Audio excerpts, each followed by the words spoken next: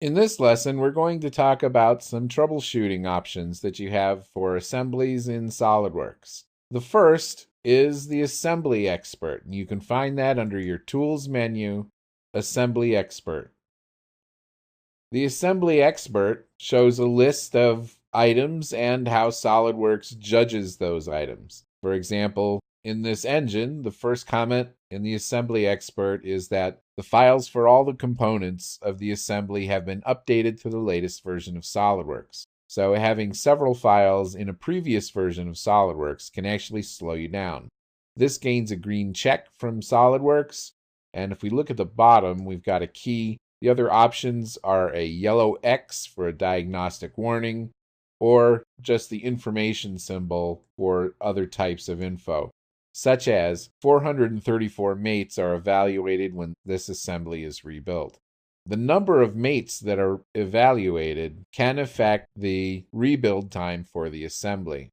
The Assembly Expert also is going to give you some statistics for other parts of your assembly, such as the total number of parts, unique parts, subassemblies, how many levels, how many resolved documents, lightweight components, number of parts versus number of bodies. So the Assembly Expert is a very useful tool when you're looking at an assembly that has problems with rebuilds or takes too long to open or a number of other things. SOLIDWORKS will warn you if there are any obvious problems in the information that it sees. Another diagnostic tool I'd like to take a look at is called SOLIDWORKS RX. And you don't actually find SOLIDWORKS RX in the SOLIDWORKS software. You have to go to the Windows Start menu to find this. So I'll press the Start menu key, go to All Programs. I'll look for SOLIDWORKS current version, 2013 in this case, SOLIDWORKS Tools, and then SOLIDWORKS RX should be in that folder.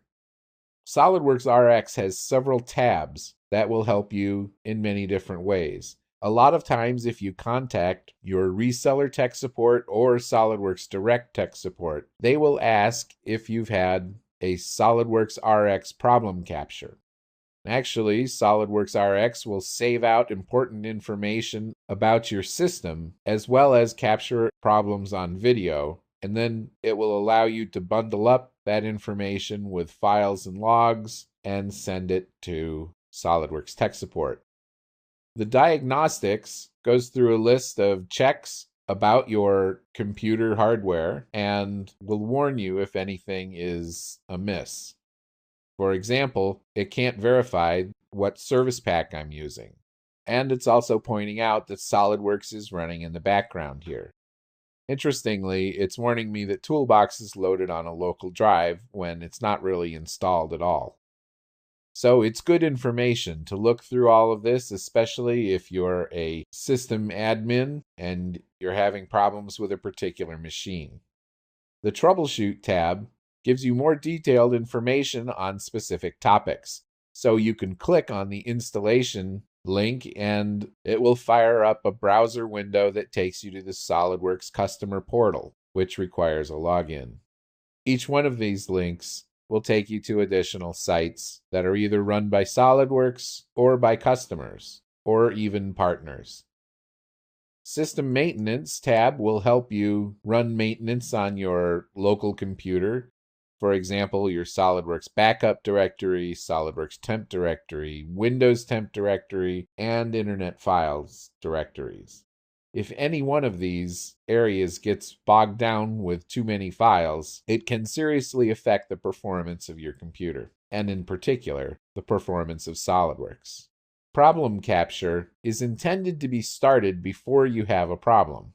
You would start recording the video and then zip up files, package them, describe the problem, and send them off to SOLIDWORKS Tech Support.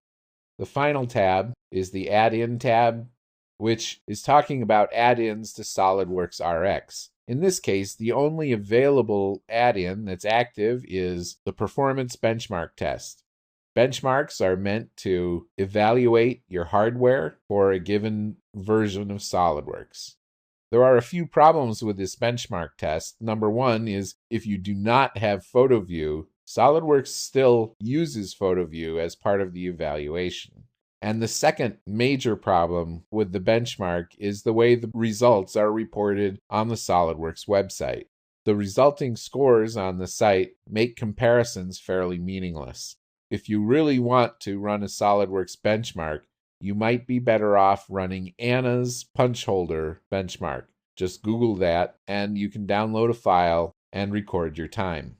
It's less technically accurate, but it just makes a lot more sense. If you run a benchmark, it will be against a part, and you can go under the Tools, Feature Statistics to show how long various features in that part took to rebuild. It also gives a total time for the rebuild. This is the basis of Anna's punch holder benchmark.